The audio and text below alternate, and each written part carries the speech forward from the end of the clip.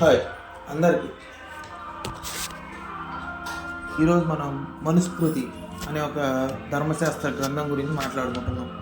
మనుస్మృతి అనే అర్థం ఒక మనువు అనే అతని నుంచి ఈ మనుస్మృతి అనేది బయటకు వచ్చింది. మనుస్మృతి యొక్క పుస్తకం యొక్క అర్థం ఏంటంటే ధర్మశాస్త్రం అనేది అర్థం. ఈ భూమికి ధర్మం గురించి చెప్పడానికి లేదా లోకములన్నిటినీ ధరించేది ధర్మం చెప్పడానికి అర్థం. ఇక శ్లోకానికి వస్తే ధ్రియతే జనరైతి ధర్మ అని అర్థం. దీని అర్థం ఏంటంటే జనుల చేత ధరింపబడేది ధర్మం అని మరొకరు సమన్వయం చేశారు. ధర్మాన్ని పాటించడం వల్లనే ఈ లోకం నిలిచి ఉన్నది ఇప్పుడు దాకా. అలాగే మానవులు తమ స్థితిగతులని ధర్మమే కారణమని ఖచ్చితంగా మనకు తెలుస్తుంది. అలాగే ధర్మానికి మూలం ఏమిటంటే వేదో ధర్మం మూలం అని చెప్పబడింది. లేదా శబ్దానికి జ్ఞానం అని అర్థం. ధర్మాధర్మ పరిజ్ఞానం కలిగించేది కనుకనే వేదము అని అర్థం వచ్చింది. ధర్మాధారాలని ఎలా తెలుస్తాయి మనకి కనుకనే శృతి అని అన్నారు. ఆ ధర్మములను తరతరాలుగా చదివిన వాళ్ళు కనుక ఆమ్నయ అని వేదానికి ఇంకొక పేరుంది. ఏది ధర్మమో ఏది అధర్మమో నిర్ణయించేది వేదం అనే అర్థం. మరి అదే విషయాన్ని మనుస్మృతి కూడా వేదోకిలో ధర్మమూలమని 2వ పదంలో 6వ శ్లోకంలో చెప్పింది. అలాగే సర్వోభిహిత్ వేదే అని అదే 2వ భాగంలో 7వ శ్లోకంలో చెబుతుంది. ధర్మ ఏవహత్ హంతి ధర్మో రక్షిత అని 8వ చాప్టర్లో 15వ శ్లోకంలో చాలా చోట్ల మనకి చూపించారు. అలాగే మనం వేదోకిలో ధర్మమూలం అనే శ్లోకానికి ఒక అర్థం, దాని మూలం ఏంటో చూద్దాం ఒకసారి.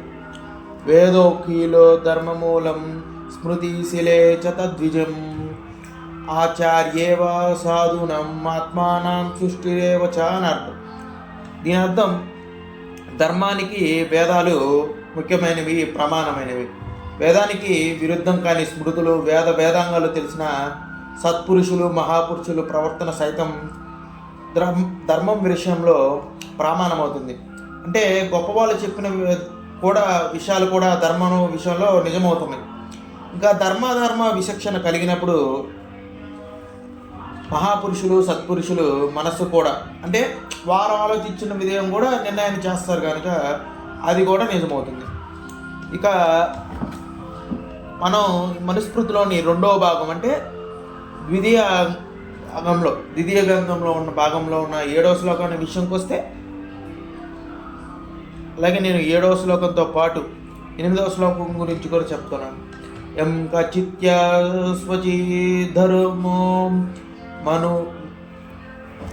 మనునా పరికీర్తితః సర్వో బిహతో వేదో సర్వజ్ఞానమయో హీనః సర్వం తు సమవేక్షేద్యం నిఖిలం జ్ఞానచక్షుష శృతి ప్రామాజ్ఞతో విద్వాన్ స్వధర్మే నివిశేత వహే.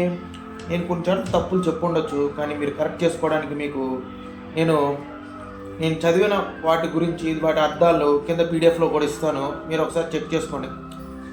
దీని అర్థం ఏంటంటే మనువు నిర్దేశించిన మానవ ధర్మాలు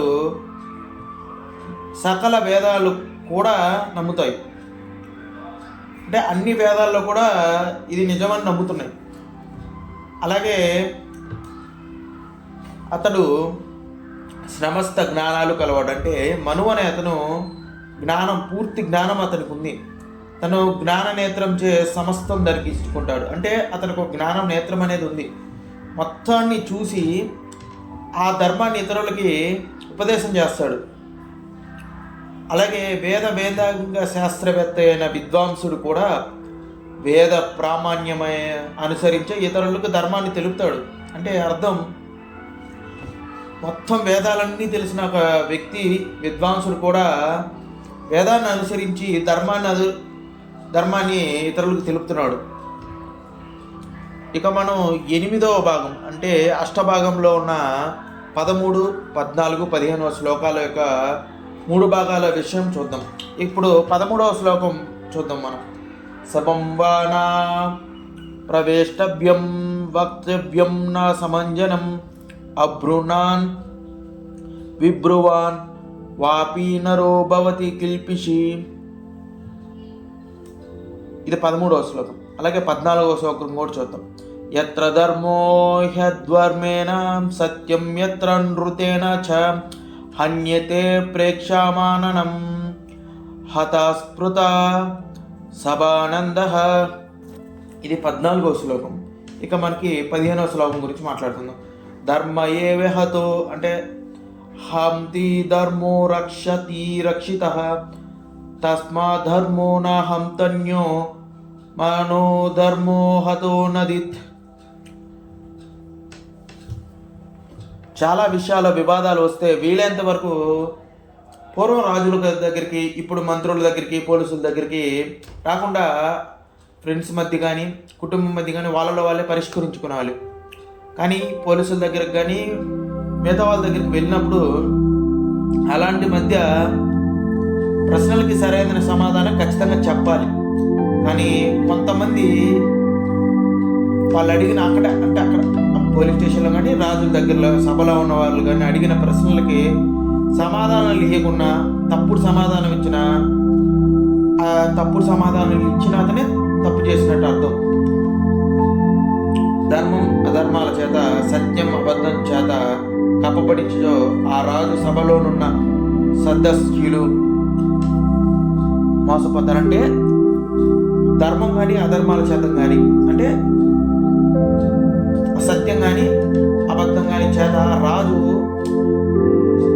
చెప్పే నిజాన్ని కనుక్కోలేకపోతే అక్కడున్న మంచి వాళ్ళు, నిజాయితీ వాళ్ళు మోసపోతారు. అలాగే ధర్మాన్ని చెడగొట్టడంతో అంటే ధర్మాన్ని చెడగొడితే అది మనల్ని కూడా చెడగొడుతుంది. అలాగే ధర్మాన్ని రక్షిస్తే ఆ ధర్మం మనల్ని కూడా రక్షిస్తుంది. అందుకే ధర్మాన్ని ఎప్పుడు చెడగొట్టద్దు. మిమ్మల్ని ధర్మం చెడగొట్టేలా కూడా చేసుకోవద్దు. ధర్మాన్ని మీరు కాపాడండి, ధర్మం మిమ్మల్ని కాపాడుతుంది. ఒకరినొకరు కాపాడుకోండి. ఇక ఈ వీడియోలో ఇంతవరకు నేను చెప్పగలుగుతున్నాను. ఇంకా ముందు నేను చెప్పాలనుకునే విషయాలు ప్రతి వారం 1 లేదా 2 వీడియోలతో మీ ముందుకు వస్తాను. ఇక ఈ వీడియో మీకు నచ్చినట్లయితే జస్ట్ మీరు ఒక లైక్ అండ్ సబ్స్క్రైబ్ చేసి ఒక కామెంట్ చేయండి. నచ్చిందా ఒక కామెంట్, నచ్చలేదా ఎందుకు నచ్చలేదా అనేది ఒకే ఒక కామెంట్ చేయండి. అలాగే మీ ఫ్రెండ్స్ అండ్ ఫ్యామిలీకి కూడా ఇది షేర్ చేయండి. Just bye. 8 నిమిషాలు వచ్చింది.